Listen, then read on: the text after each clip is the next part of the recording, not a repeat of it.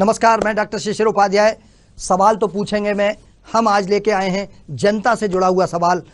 यही मार्च का महीने था और 2020 में जब कोरोना की शुरुआत तेजी से हो रही थी और भयावह स्थिति की तरफ बढ़ रहा था, यही मार्च का समय था। फिर एक बार मार्च आया है, 2021 है, लेकिन लोगों ने उस भयावह स्थिति को भूलकर फिर से सार्वजनिक स्थलों पर कोशिश शुरू कर दी है कि वो न मास्क लगाएं, न हाथ धोएं, न सोशल डिस्टेंसिंग का पालन करें। साधना न्यूज का ये प्रयास है कि ऐसे में जब देश के प्रधानमंत्री जी, देश के मध्य प्रदेश के मुख्यमंत्री जी और सारे प्रशासन तंत्र लगा हुआ है और कह रहा है कि सोशल डिस्टेंसिंग रखी जाए, मास्क लगाएं और प्रयास करें कि हम सार्वजनिक आयोजनों में ना जाएं। ऐसे में आज जो स्थिति हो रही है, फिर भोपाल, इंदौर, जबलपुर, ग्वालियर, बड़े शहरों में जिस तरीके से सोशल डिस्टेंसिंग की धज्जियां उड़ाई जा रही हैं, उससे फिर एक बार हम कोरोना की पकड़ में आ रहे हैं। और हमारा प्रयास है कि इसमें हम कोशिश करें कि कम से कम ऐसे लोगों को जागरूक करने के लिए, खासकर स्कूलों में, सार्वजनिक स्थलों पर जो आयोजन हो रहे हैं, शादी विवाह हो रहा है, उस पर हम कोशिश कर रहे हैं कि हम ये कोशिश करें कि आम आदमी थोड़ा सा फिर एक बार अवेयर हो और बच सके। कोरोना गया नहीं है, कोरोना बीच में ही है, लेकिन लापरवाही अगर करी तो हमें बचा कोई नहीं पाएगा। हम कोरोना के संदर्भ में यहाँ पर बहुत सारे अस्पतालों में काम हो रहा है, हमीदिया अस्पताल में काम हो रहा है, साकिर अली अस्पताल में काम हो रहा है। आज हमने कोशिश भी यही की थी कि इन्हीं अस्पतालों से और सामाजिक संगठन में काम करने वाले लोगों से सीधी चर्चा कराएं। नेशनल अस्पताल जो भोपाल में स्थित है, वहाँ कोरोना के पेशेंट तो एडमिट होते ही हैं, उनका लगातार पिछले साल भर से जो इलाज कर रहे हैं डॉक्टर विवेक पटेरिया, डॉक्टर विवेक राजौरिया जी, डॉक्टर के पटोरिया और डॉक्टर पी पांडे, उन्हीं में से डॉक्टर राजौरिया से हम आपकी बात कराते हैं। राजौरिया जी क्या कहना चाहते हैं, ये सुनिए आप। जैसे कि पूरे देश में ट्रेंड है, कोविड के पेशेंट्स के नंबर्स तो पहले से काफ़ी ज़्यादा बढ़े हैं और यही समय है कि लोगों को भी और ज़्यादा सावधानी लेने की ज़रूरत है। बिना काम के बाहर ना निकलें, मास्क लगाएं, सैनिटाइजेशन का इस्तेमाल करें और साथ ही साथ जैसे कि अपन देख रहे हैं कि देश में भी वैक्सीनेशन का भी दौर चल रहा है, तो उसमें भी हॉस्पिटल में अभी सभी हॉस्पिटल्स में वैक्सीनेशन चल रहा है, जिसमें अपना नेशनल हॉस्पिटल भी वैक्सीन लगा रहे हैं, जिसमें कि 60 के ऊपर वाले लोगों को सभी को वैक्सीनेशन और 45 से 59 के जिनको पहले से कुछ बीमारियां हैं जिसका पहले से निश्चित है, तो उनको भी वैक्सीनेट किया जा रहा है। तो वैक्सीन तो अपना काम करेगी, लेकिन अभी सबसे बड़ी बात यह है कि सावधानी अभी नहीं हटाना है। अभी हमें अननेसेसरी बाहर नहीं निकलना है, मास्क, हैंड हाइजीन, सैनिटाइजेशन अभी जोर देना है।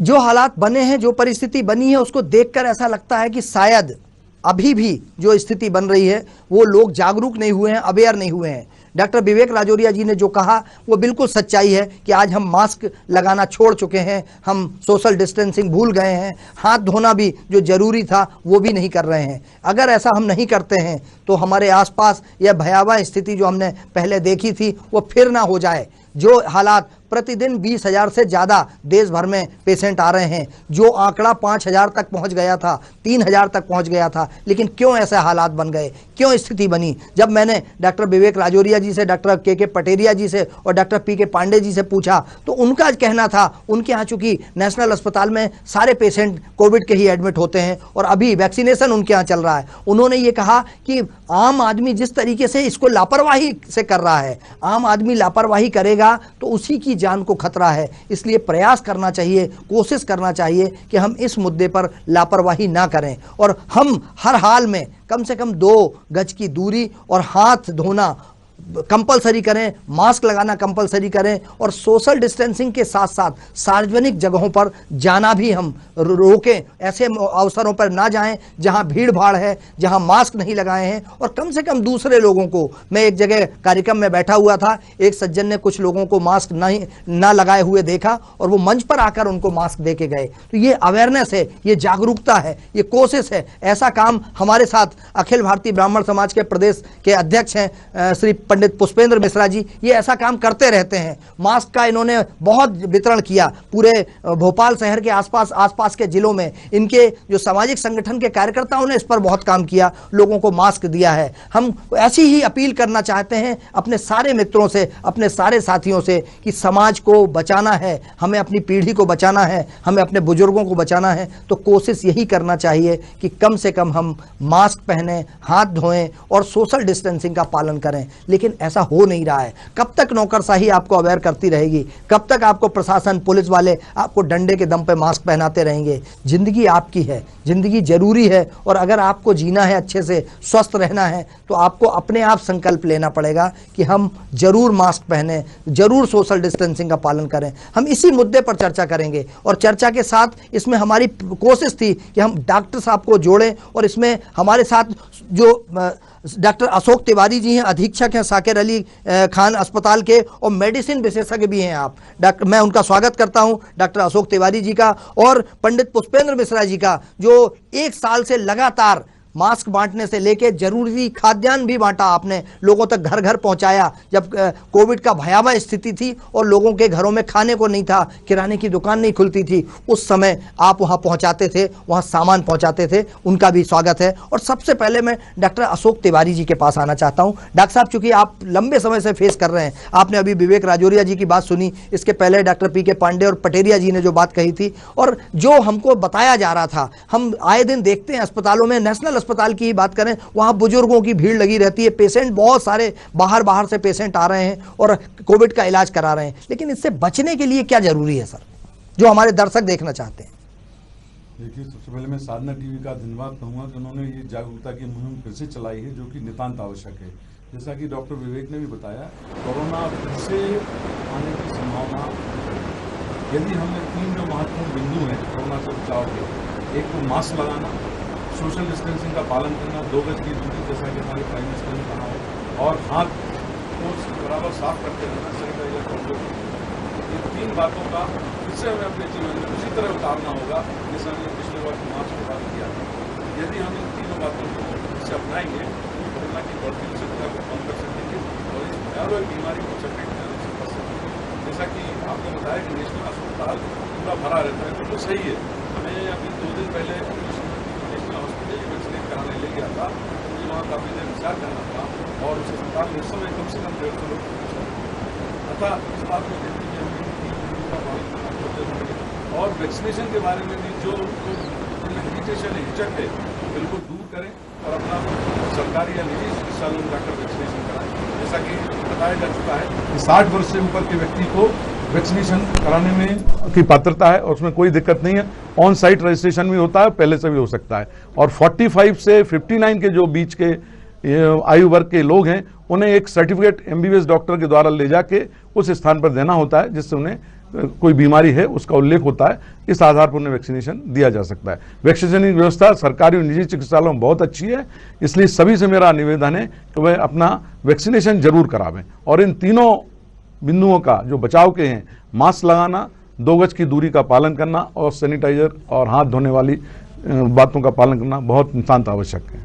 डॉक्टर साहब, एक और सवाल मेरे जहन में आता है, हमारे दर्शक जानना चाहेंगे, क्योंकि करोड़ों लोगों को ये रहता है कि हमें क्या होगा यार, हम तो बिल्कुल स्वस्थ हैं। तो क्या आपको लगता है कि कोरोना आने के पहले बताता नहीं है कि हम किसके को जा रहे हैं, क्योंकि आदमी स्वस्थ मरीज के शरीर में भी वो हो सकते हैं? ये सच्चाई है क्या?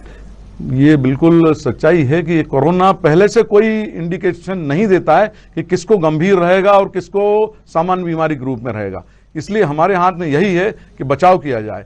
जैसा कि पिछले पूरे वर्ष भर में जो अध्ययन हुए उन सभी से निष्कर्ष निकला है कि ऐसे मरीज जो किसी भी बीमारी से ग्रसित हैं, चाहे वो हृदय रोग हो, किडनी की बीमारी हो, डायबिटीज हो, कैंसर रोगी हो, टीबी के रोगी हो, ये लोग कोरोना की चपेट में आते हैं। प्रेग्नेंट वुमेन उसमें भी आती हैं। और 60 साल से ऊपर के व्यक्ति को यह गंभीर रूप धारण कर लेता है, फेफड़ों को संक्रमित करता है, फेफड़ों की स्थिति खराब कर देता है और मरीज की स्थिति मृत्यु तक पहुंच सकती है। अतः ये चूंकि हमारे पास कोई पैमाना नहीं है कि 10 में से कौन से व्यक्ति सीरियस होने जा रहे हैं, कौन से निश्चित अवधि के बाद ठीक हो जाएंगे, इसलिए हमें इस बीमारी को बिल्कुल हल्के में नहीं लेना चाहिए।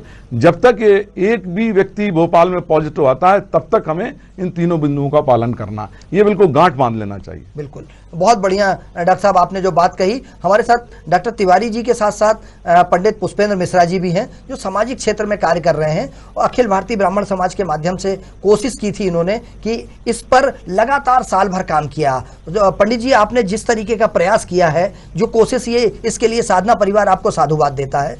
क्या ऐसे हालातों में आज भी अवेयरनेस की आवश्यकता है? क्योंकि आप हजारों घरों में गए, वहां लोगों को मास्क बांटे, आपने सैनिटाइजर बांटे, खाने के पैकेट पहुंचाए आपने, तो क्या लगता है आपको फिर एक बार आ रहा है ये फिर से ऐसा रिटर्न? अभी जो हमने टैग दिया था वो कोरोना रिटर्न की स्थिति बन रही है, और अगर ऐसा होता है तो आप क्या कहना चाहेंगे दर्शकों से? देखिए शिशिर जी, जैसा कि डॉक्टर साहब ने अभी बताया कि हम सबको अवेयरनेस की ज़रूरत है। जैसे कि हमें, अगर हम सतर्क नहीं रहेंगे, समाज को हमें पहले सतर्कता जरूरी है। हर व्यक्ति को बताया नहीं जा सकता है, क्योंकि यह हमें स्वयं को देखना है।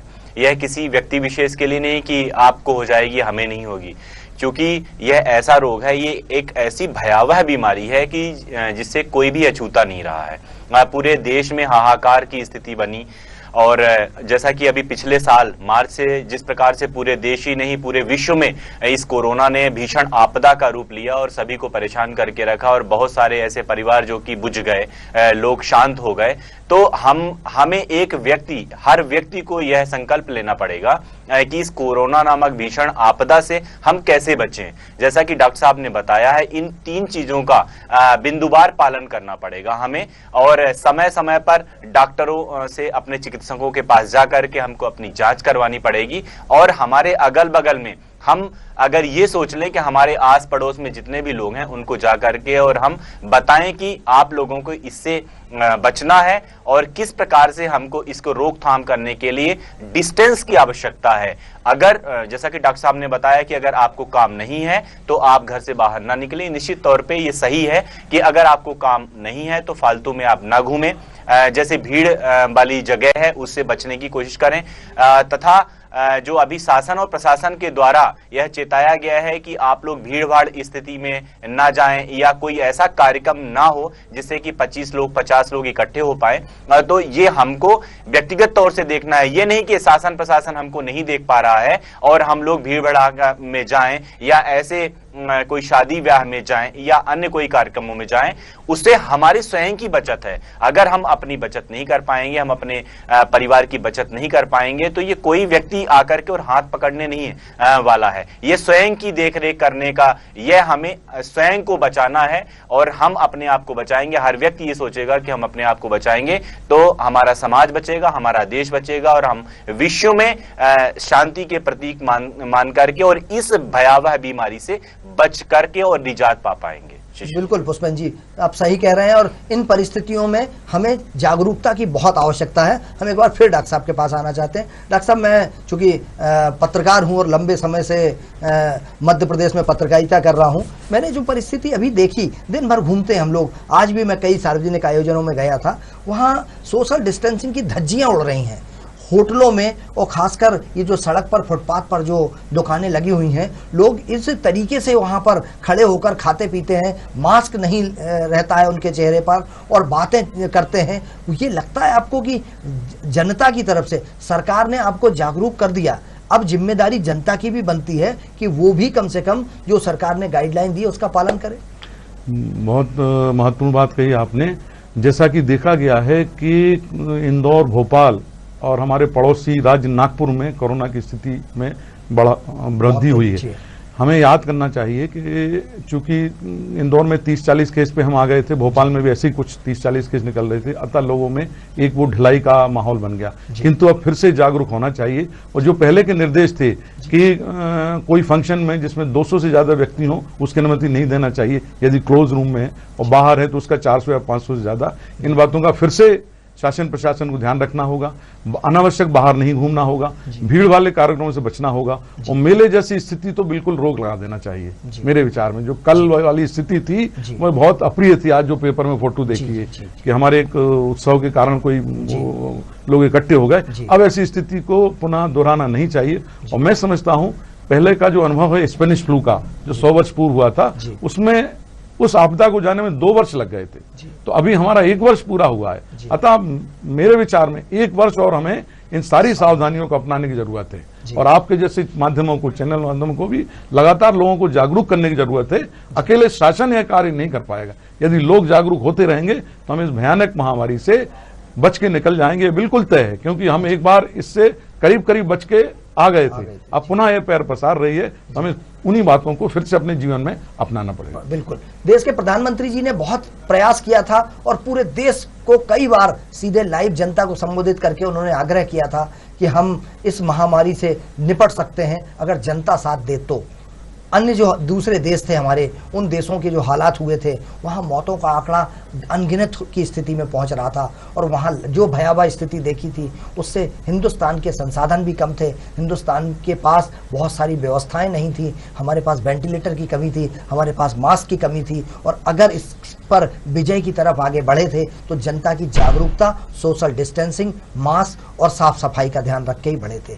लेकिन अब फिर जो हालात हैं, मैं डॉक्टर साहब उसी पे आना चाहता था। भोपाल में एक मेला लगा और उस मेले में जिस तरीके की हालात अभी बन रहे हैं, वहाँ टूट पड़ते हैं, लोगों को पैर रखने की जगह नहीं पड़ती है। और मेरा ये मानना है, मेरी अपील है साधना परिवार की तरफ से, साधना चैनल की तरफ से पूरी हमारे दर्शकों को, कि सार्वजनिक स्थलों पर जाने में, वहीं जैसा पंडित पुष्पेन जी ने कहा है कि ऐसी जगह जरूरी हो तभी जाया जाए, नहीं तो टाला जाए। डॉक्टर साहब भी ये कह रहे हैं कि 1 साल और अभी हमको इस पर पूरी सावधानी बरतना होगी। टीके भले लग जाएं, टीके के बारे में भी जिस तरीके से अभी डॉक्टर साहब ने कहा है, हम उसकी तरफ आते हैं। डॉक्टर साहब, यहाँ बहुत सारे लोग कहते हैं कि टीके का कोई औचित्य नहीं है, टीके का कोई मतलब नहीं है। आप तो चूंकि स्वयं डॉक्टर हैं और हजारों केसेस को आप देख रहे हैं, 1 साल से लगातार आपका अस्पताल भी युद्ध स्तर पर पूरी ताकत से लगा हुआ था। आपको क्या लगता है कि टीके पर जिस तरीके की भ्रांतियां फैलाई जा रही हैं, इस पर हमारे दर्शकों को आप क्या कहना चाहेंगे? देखिए, कोरोना वैक्सीन आ गया है, पूर्णतः सुरक्षित है, अतः यह भ्रांति बिल्कुल गलत है। वैक्सीनेशन कराना चाहिए, और यह सार्वभौमिक सिद्धांत है कि यदि किसी बीमारी का टीका उपलब्ध है तो हमें उसको लगाना चाहिए। हमारे पास उदाहरण है कि आज हम चेचक से मुक्त हुए हैं टीके के कारण, आज हम पोलियो से मुक्त हुए हैं टीके के कारण। तो यदि कोरोना वैक्सीन हमारे यहाँ आ गई है, पर्याप्त मात्रा में उपलब्ध है सरकार के प्रयासों से, तो हर व्यक्ति को कोरोना का टीका लगवाना चाहिए। शासकीय और निजी चिकित्सालयों में बहुत उत्तम व्यवस्था है, मेरे पूरे 6 गैस्ट्राइट के अस्पतालों में भी व्यवस्था है। अतः टीके लगवाने से कतई कोई हेजिटेट नहीं करना चाहिए, टीका सभी को लगवाना चाहिए, यह पूर्ण सुरक्षित है। और भोपाल में कई बड़ी मात्रा में वैक्सीनेशन हो चुका है, एक भी ऐसा केस नहीं आया जिससे टीके के कारण कोई गंभीर समस्या उत्पन्न हो।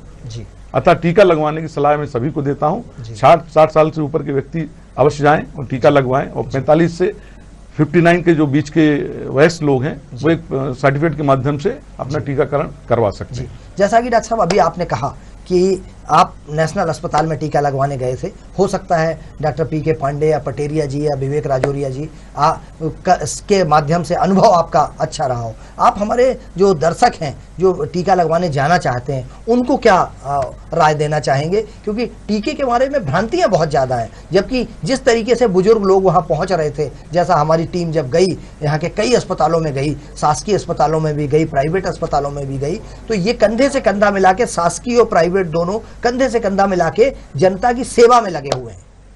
ये बिल्कुल सही बात है कि निजी चिकित्सालय भी हमारे उसी कर्तव्य निष्ठा से इसमें लगे हुए हैं जैसे शासकीय चिकित्सालय, और दोनों जगह व्यवस्थाएं बहुत अच्छी हैं। बस निजी चिकित्सालय में 250 रुपये प्रति टीके का शासन ने निर्धारित किया है, और दोनों जगह व्यवस्था वही है कि एक दिन पहले हम स्वयं कोविन ऐप पे या आरोग्य सेतु पे जाके अपना दिन और समय निश्चित कर सकते। मैंने भी ऐसा ही किया था, चूंकि मेरा घर पास में ही है नेशनल अस्पताल के, इसलिए मैंने उसका चयन किया।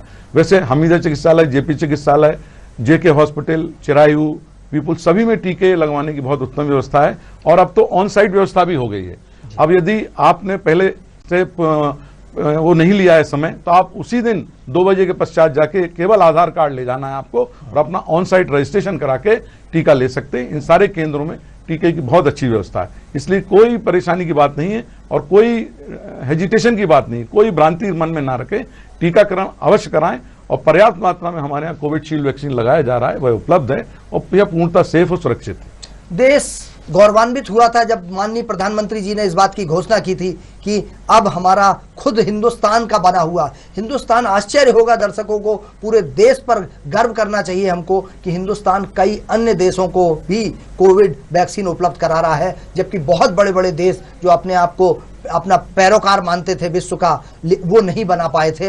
हिंदुस्तान ने वैक्सीन बनाई और हिंदुस्तान कई बड़े बड़े देशों को भी बनाकर दे रहा है। लेकिन अगर इसके प्रति हमारे ही नागरिक, हमारे ही अपने के बीच के लोग राजनीतिक प्रतिस्पर्धा के कारण उस पर भ्रांति फैलाते हैं, तो ये आप एक पीढ़ी के साथ गलत कर रहे हैं, आप समाज के साथ गलत कर रहे हैं। अपने त्वरित फायदे के लिए, अपने राजनीतिक फायदे के लिए देश को कम से कम और देश के नागरिकों को रिस्क पर ना लेके आएं। कोशिश करें कि कम से कम जो लोग लगवाना चाहते हैं उनको भ्रमित ना करें। मैं पंडित पुष्पेंद्र मिश्रा जी के पास आना चाहता हूं। मिश्रा जी, समय की चूंकि हमारे पास कमी है, इसलिए हम आपका छोटा सा अनुभव सुनना चाहते हैं कि जिस तरीके से जब कोविड की महामारी भयावह स्थिति में आई थी, आपने टीम बनाई, आप खुद, मेरे रिपोर्टर जाते थे कवरेज करने के लिए, आप पहुंचते थे, मास्क बांटते थे, सैनिटाइजर बांटते थे और प्रयास किया था आपने कि जनता को अवेयर करें। तो अब क्या आप आगे की आपकी प्लानिंग क्या है? कैसे जनता को कम से कम सोशल डिस्टेंसिंग, मास्क और हाथ धोने की और सार्वजनिक स्थलों पर ना जाने की और वैक्सीन जरूर लगवाने की आप उनको कम से कम अवेयरनेस फैला सके? जैसा कि आपके माध्यम से या सोशल मीडिया के माध्यम से सभी लोग अवेयरनेस तो हैं ही, लेकिन थोड़ा सा जानबूझ करके और गलतियां कर रहे हैं। उनको ये लगता है कि कोई देख नहीं रहा है। हमें किसी को दिखाना नहीं है, हमें स्वयं की रक्षा करना है, हमें अपने परिवार की रक्षा करना है। तो पहले तो हम अपने मन में दृढ़ संकल्प ले लें कि हमें इन सब नियमों का पालन करना है, वैक्सीन लगवाना है। जैसा कि पूर्व में भी बहुत सारे ऐसे रोग आए देश में, चेचक हुआ, हैजा हुआ और अन्य बहुत सारे, जैसे कि डॉक्टर साहब ने अभी बताया। तो समय समय पर सभी ने उन का उपचार करने की कोशिश करी। उस समय जैसे हैजा फैला था, चेचक फैला था, कालरा आया था, तो सबने समय समय पर उन सब चीज़ों का चिकित्सकों से मिल करके और उनका उपचार करने की कोशिश करी। ऐसे ही कोरोना नामक ये भीषण जो आपदा है, उससे 1 साल से लगातार देश लड़ रहा है।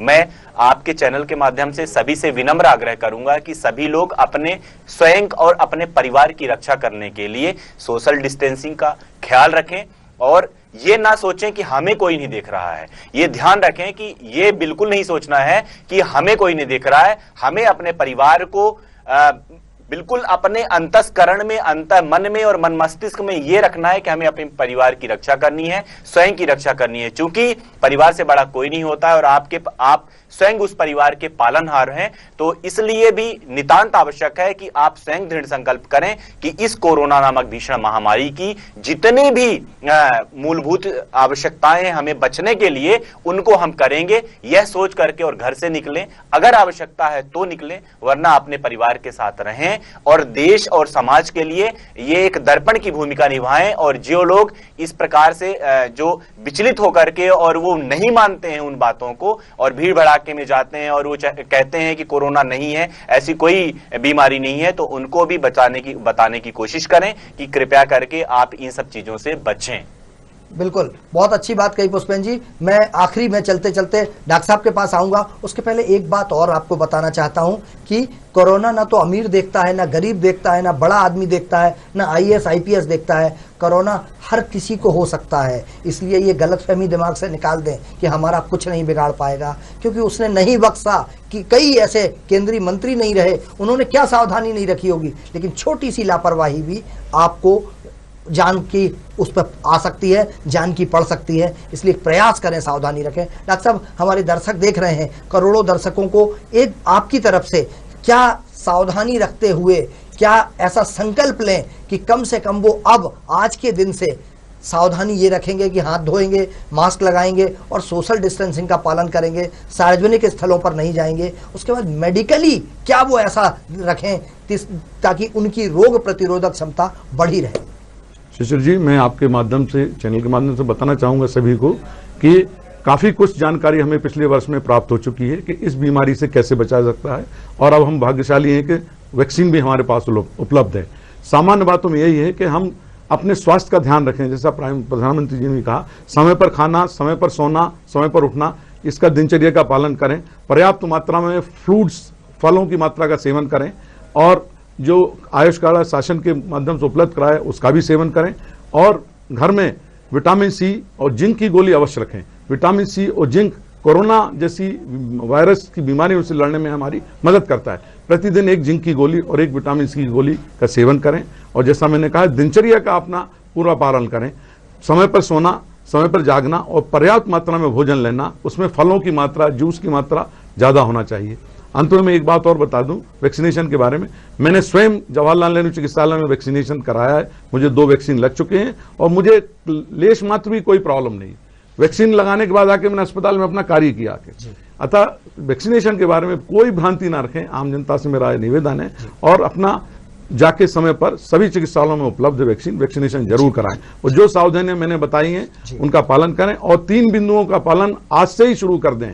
मास्क लगाना, सोशल डिस्टेंसिंग का पालन करना, हाथ साफ करना और सैनिटाइजर का उपयोग। यदि ये करेंगे तो हम इस बीमारी से बचे रहेंगे और पूर्णतः स्वस्थ बने रहेंगे। बिल्कुल, बहुत अच्छी बात कही डॉक्टर साहब आपने। परिस्थितियां ऐसी हैं। एक और छोटी सी बात, थोड़ा सा संशय दूर कर दें आप। लोग कहते हैं कि कंटिन्यू काढ़ा नहीं पीना चाहिए, लगातार काढ़ा पीने से नुकसान हो जाता है। क्या ऐसा सच है? क्योंकि जो काढ़ा सरकार ने घर घर पहुंचाया था उसको रोक दिया गया था बीच में ये कह के कि वो नुकसान करता है। कुछ व्यक्तियों को जिनको पेट से संबंधित बीमारियां हैं या पहले उनको कोई अल्सर रहे हैं या कोई ऐसी शिकायत रही है, उनको ऐसी सामने दिखाना है। किंतु एक निश्चित मात्रा में काढ़ा लिया जाए तो उससे कोई ऐसी नुकसान की संभावना नहीं रहती। अधिक मात्रा में किसी भी दवाई का सेवन आपको नुकसान पहुंचा सकता है। तो जो निश्चित मात्रा बताई गई है उसमें काढ़े का सेवन करें और अपना पर्याप्त मात्रा में भोजन लें, आराम करें, नींद पूरी लें, तो आप स्वस्थ बने रहेंगे और कोरोना जैसी बीमारी से लड़ने के लिए आप में इम्यूनिटी बनी रहेगी और आती रहेगी।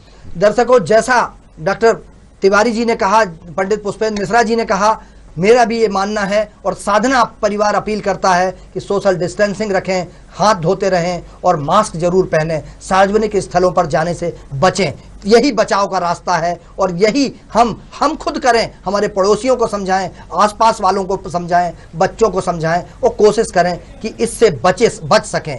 साधना न्यूज़ पर खबरों का सिलसिला जारी रहेगा। हमारे साथ इस मुद्दे पर चर्चा करने के लिए श्री अशोक तिवारी जी, डॉक्टर अशोक तिवारी जी जुड़े, जो अधीक्षक हैं अस्पताल के, साकेर अली अस्पताल के, वो जुड़े। आपका बहुत बहुत धन्यवाद। पंडित पुष्पेंद्र मिश्रा जी जुड़े, अखिल भारतीय ब्राह्मण समाज के प्रदेश अध्यक्ष हैं। आपका बहुत बहुत धन्यवाद। खबरों का सिलसिला जारी है, बने रहिए साधना न्यूज़ के साथ। नमस्कार।